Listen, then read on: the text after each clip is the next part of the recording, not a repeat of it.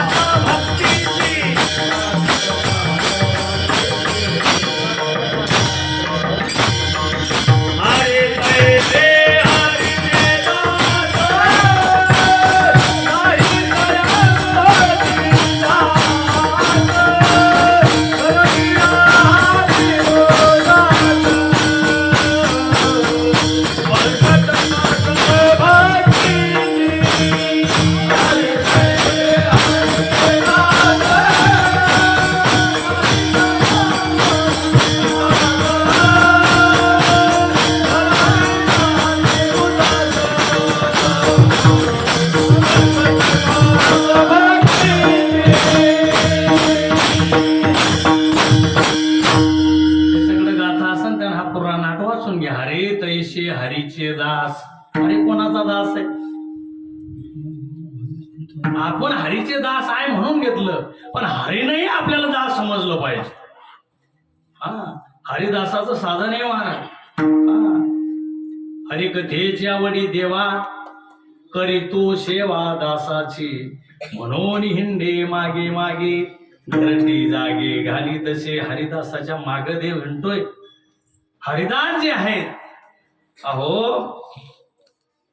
बळीराजाच्या दारात देव गेला. त्रिपाद भूमिदान, पूर्ण हा पाय कशावर ठेव, तो कसं सगळं झालं. आणि बळीच्या दारात झाला आणि देव. बळीराजाला एक वाटलं, हे कसं वाटलं पाहिजे माणसाला, स्वाभिमान वाटला पाहिजे. आपल्या दारात देव आला का नाही, आणि पुन्हा पण सेवकाचं काम करतो. आता हे लक्ष्मीला खोटं वाटायचं पहा. नारद लय करा. नारद गेले वरी वैकुंठा. लक्ष्मीला म्हणे कसं काय चाललं. लक्ष्मीला हे थोडंच विचारणार झाला कापूस न म्हणून. आता लक्ष्मीला बोलणं चालणं झालं. म्हणे सध्या मला कुठे गाणं. आता चट माहित नारदाला. नारदा बहुतेक माहीतच असतं पहा सगळं. तर कुठं आहे ईडी. काय म्हणे तू हा नवरा सध्या वॉचमॅनची नोकरी करून राहिलाय म्हणे. तुमचं काय झालं, गेलं काय सगळं. हो कस काय विष्णू आणि वॉचमॅन. पटकन आटप म्हणे. महाराज लक्ष्मीने बी ढवळी साडी नेसली, बळीच्या दारात गेली. म्हणे असं जाय बरं तू जाशील म्हणे, सगळं गोंधळ होईल. आणि मग कोट्यान पाय म्हणे गेली. आणि बळीराजाला म्हणू लागली लक्ष्मी म्हणे आपल्याला कामाला ठेवतात म्हणे, काहीच नाही सोय नाही काय नाही. बळीराजा म्हणे काय अडचण आहे, त्या निर्मळ चर्मळ चटक बाई दिसली म्हणे काय अडचणी सेवा केली महाराज. ओळखूच येऊ दिलं नाही, पण नेमकी भाऊबी झाली. आणि बळीराजा बी पगळले. आणि तिनं उठणं गिटणं लावलं, वळलं. म्हणे काय मागायचं. आता कधी कधी माणूस खुश होतो बा, काय मागायचं ते म्हणे लक्षात ठेवा, मी मागेन ते देणार तुम्ही. म्हणे हो. आणि लक्ष असू द्यावर. म्हणे हो. काहीच नाही म्हणे. त्यो दारातला सेवक आहे नाही म्हणे. महाराज ते खडबडूनच जागी झाला. दारातला सेवक म्हणल्यावर म्हणे तू कोण आहे. म्हणे मी लक्ष्मी. आणि तुम्ही मै सेवा कशी काय केली. ज्या अर्थी म्हणे माझा नवरा तुमची सेवा करतो, त्या अर्थी मला करणं काय अवघड आहे म्हणे. म्हणून करीतो सेवा दासाची. आणि तिथं महाराज स्वतः देव होते. आणि देव तिथून घेऊन गेले. म्हणून भक्ताचं काहीही जरी काम असलं तरी देव मात्र काय मागे पुढे उभा राहे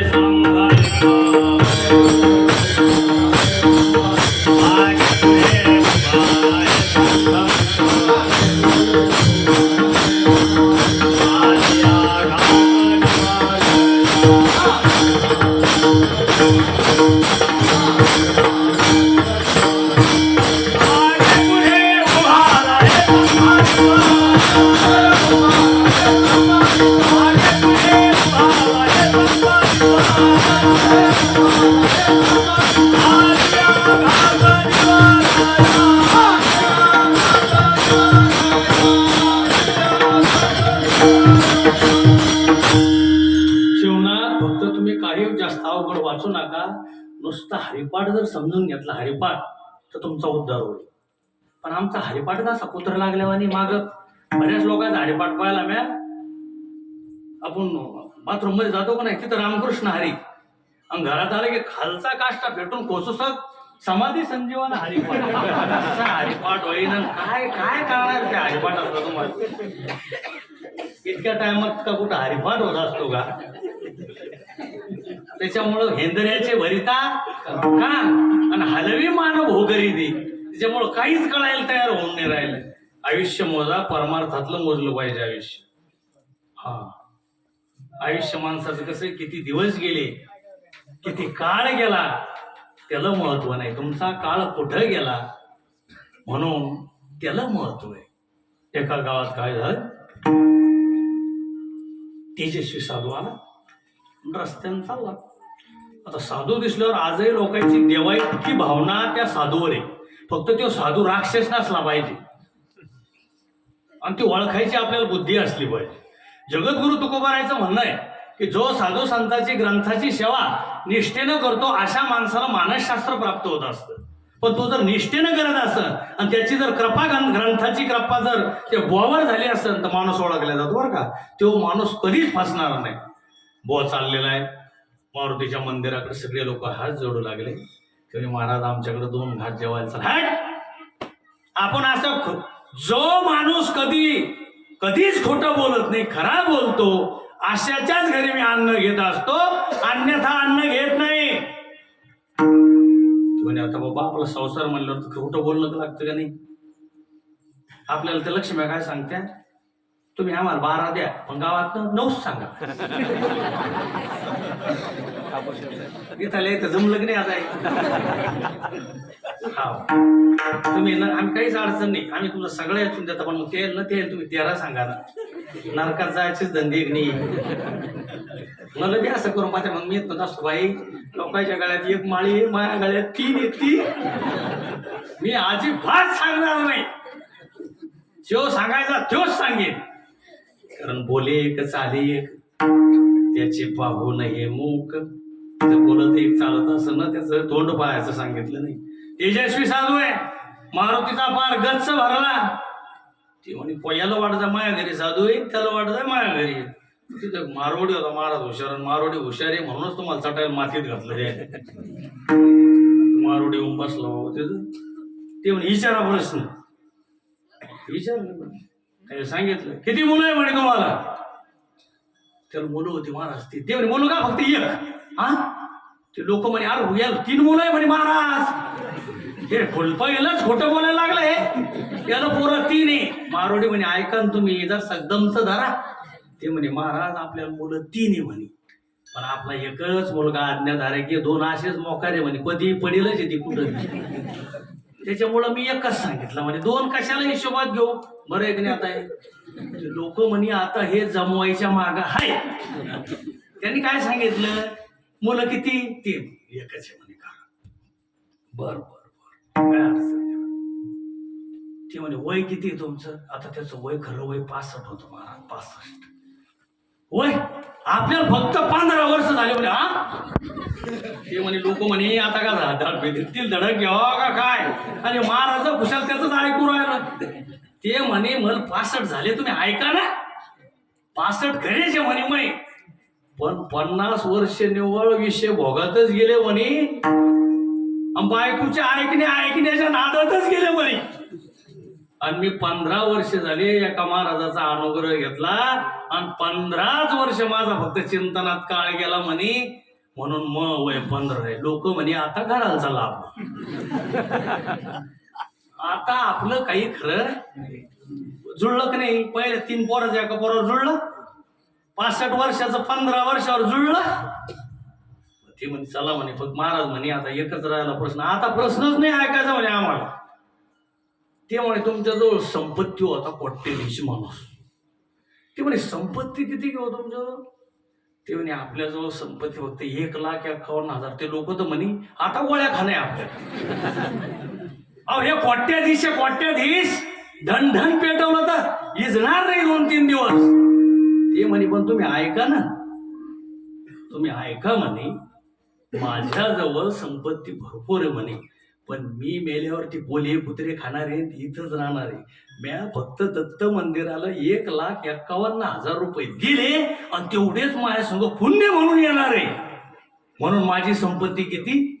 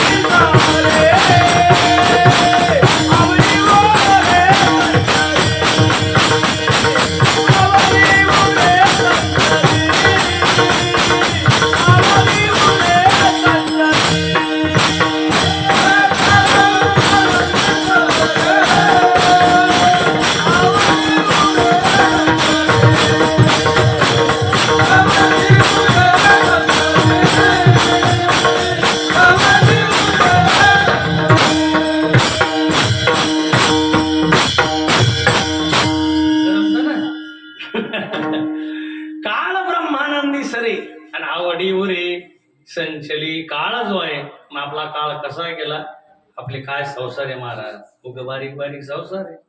ज्या संपत्तीचं वर्णन तुकोबाराय नाही केलं.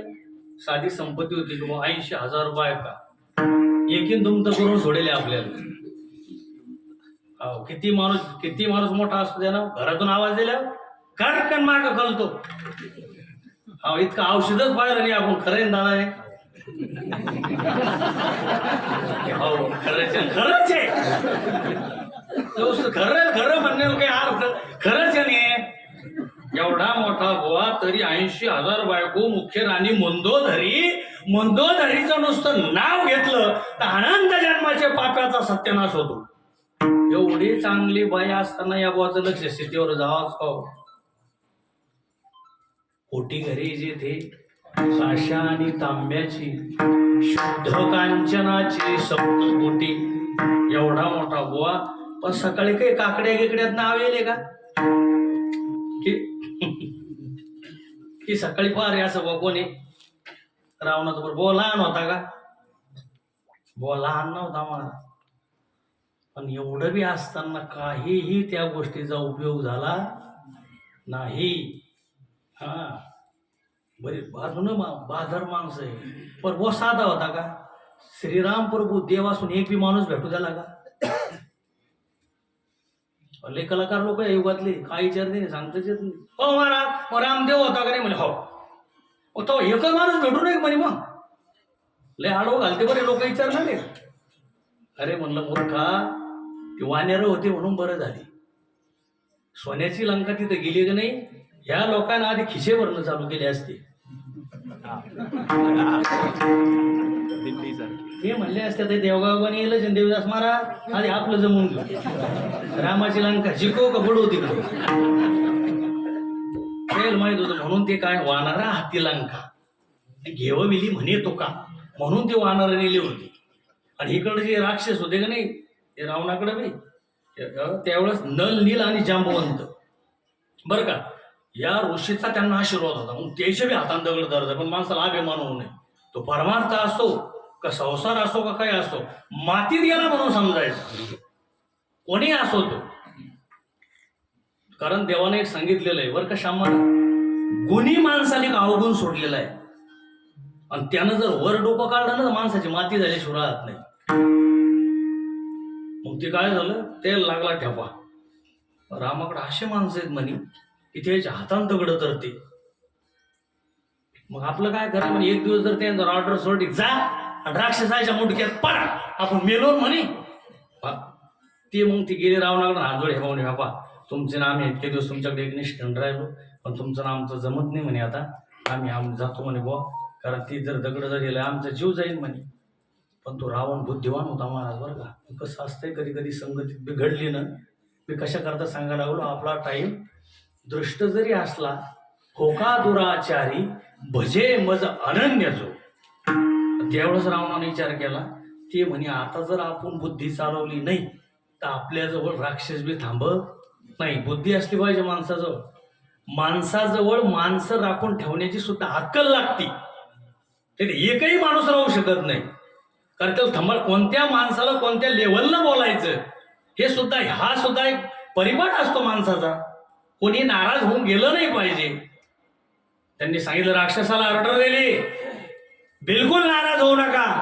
इतकं दिवस माझ्याकडे तुमचे गेले, माझ्या सुद्धा हाताने दगड तरतील. हे म्हणे बापू आता हे अवघड आहे म्हणे, पण जाऊ द्या, आपलं सगळे जीवन गेलं का नाही. सगळेचे सगळे समुद्राच्या काठी गेले. 10 राक्षसाला उचलून एवढा दगड एका बाजूला ठेवला. ते म्हणजे चाल सारखा बाजूला तुम्ही आता सगळेचे सगळे बाजूला केले. त्या दगडाला काय सांगायचं ते सांगितलं महाराज, जीवाभावातून सांगितलं. दुर्जन बी असला तर जीवाभावातून एकदा बी जर म्हणलं काय तर काम होतं त्या माणसाचं. आणि चल टाका म्हणे दगड. आता टाकला महाराज दगड, तर दगड तरंगला ना आणि निघली मिरवणूक. आपल्याकडे तर मिरवणूक निघायला टाइमच नाही. आणि मिरवणूक सुरू झाली, रावण की जय हो, ह्या मिरवणूक चालली. पण मंदोदरीनं खिडकीतून आवाज ऐकला.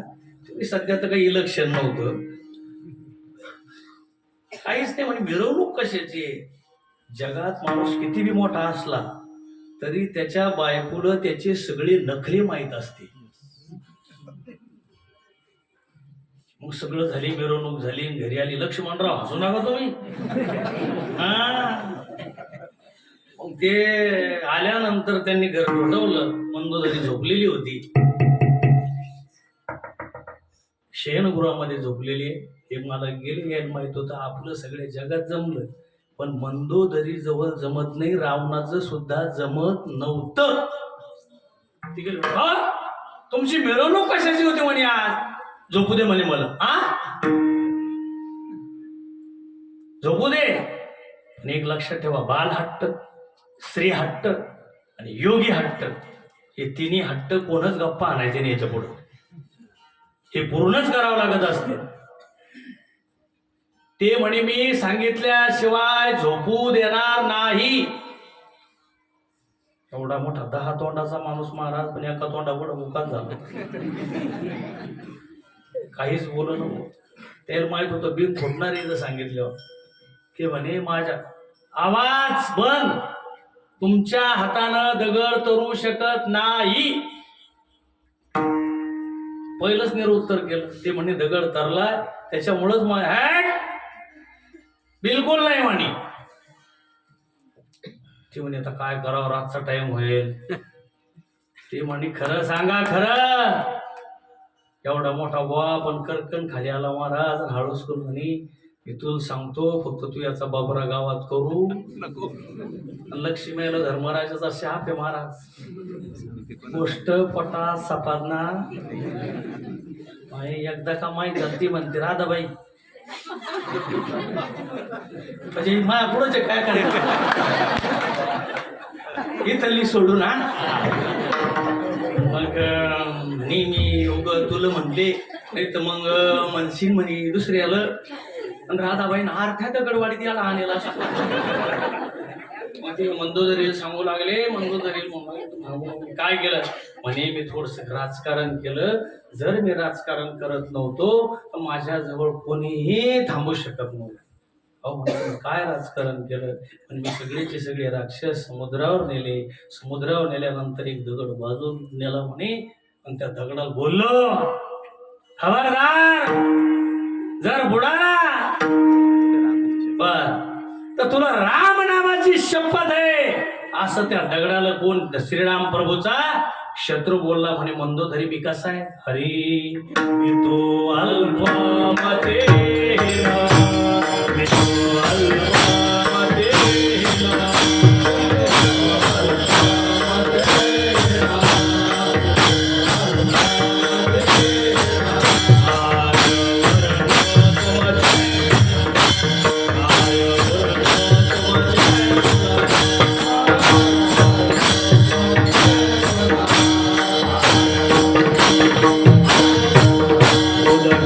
Bye.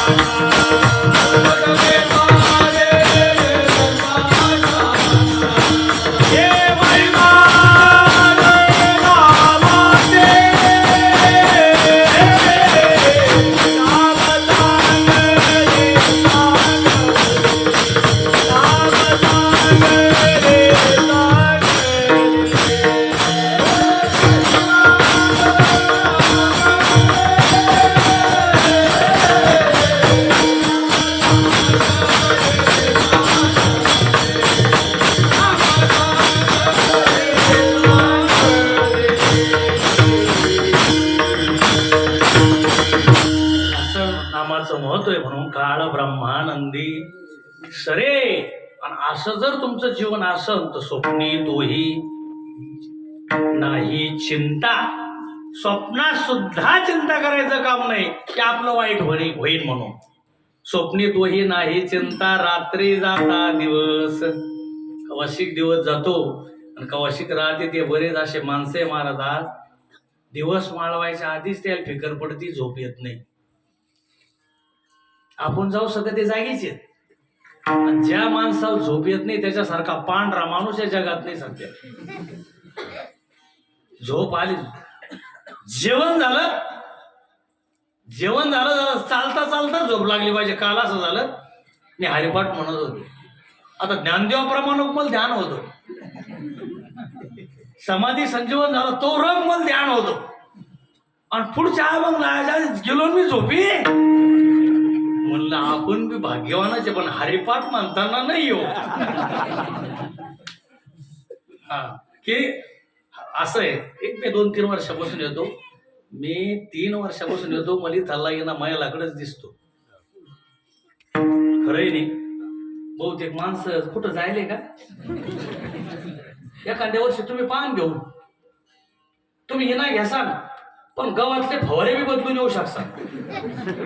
तुम्ही काय म्हणसा, नुसतं सायकलीवर जायला काय अडचण आहे, खाली त्या कोयचा नाही. पण लक्ष्मीण्याचा पारा मारा तो खरंच मायाला मंडळीनच करावा. माणसं ऐकून नाही होऊ शकत. इतकं सोपं नाही ते. म्हणणं सोपं सप्ताह करावा वाटतो कोणाला बी. मग काही बगर पाऱ्याचा, आणि जिथं बगर पाऱ्याचा सप्ताह असत तिथं जर काल्याचा कीर्तन बाजार करत असत, शहाणा बो काला करणार नाही, बिलकुल नाही. जिथं विनावा नसतो तिथं काला नसतो. पण आता महाराज मध्ये उम्मा, तर आता उम्मा करणारी मंडळी लई झाली बरं का. त्याच्यामुळं एक सांगतो महाराज, साधं वारकरी व्हा, गळ्यात माळ घाला. तुम्हाला इथं जर सप्त्याला आले तर काहीच विचारत नाही. जरी आपल्याला शांबवासारखं वाजवता येत नाही, लावता येत नाही, पण इथं आल्यावर विचारते की तुम्हाला अभंग किती येते, तुम्हाला हरिपाठ येतो का, तुमचा काकडा पाठ आहे, असं काही विचारते का. आल्याबरोबर आपलं पंक्तीला जायचं, ती व्यवस्था करते व महाराजा नात्यानं. म्हणजे स्वप्नी तोही नाही चिंता. रात्री जाता दिवस, हे सगळं दिवस जातो, पण याच्यासाठी काय करावं लागलं. काळ सारा वाचिंतने, काळ सारा वाचिंतने,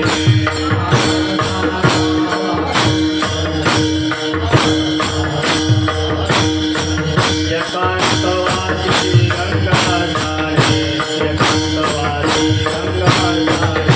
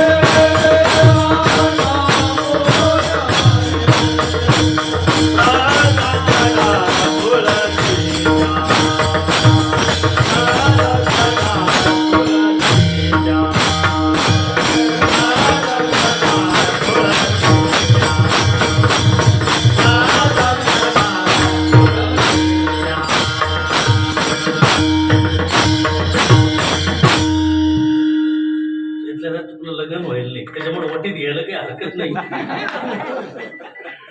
चालेल चालेल, चांगला आहे, गोड माणूस आहे. असाच आहे. फक्त स्पष्ट सांगतो, दत्त मंदिरासमोर सांगतो, वारकरी संप्रदायाचा अनुग्रह करायचा. कलाकाराच्या नादी नका. कलाकार जाणार एक दिवस नरकातच. कलाकार म्हणून नका राहू. वारकऱ्याच्या मागे देव हे कलाकाराच्या मागे नाही बरं का बाळा. हे सांगतो की तुझ्यावर चांगली कृपा झालेली आहे. अनेक जन्माच्या पुण्याने ह्या गोष्टी प्राप्त होत असत्या. फक्त वारकरी म्हणून जीवन जग, हे महत्वाचं आहे. काळ सारावा चिंतने एकांत वाशी गंगा स्नाने, देवाच्या पूजने प्रदक्षिणा तुळशीच्या, म्हणून स्वप्ने तोही नाही चिंता. रात्री जाता दिवस काळ ब्रह्मानंदी सरे, अवनीवरी संचली सांगा. कोण नाही ठरला.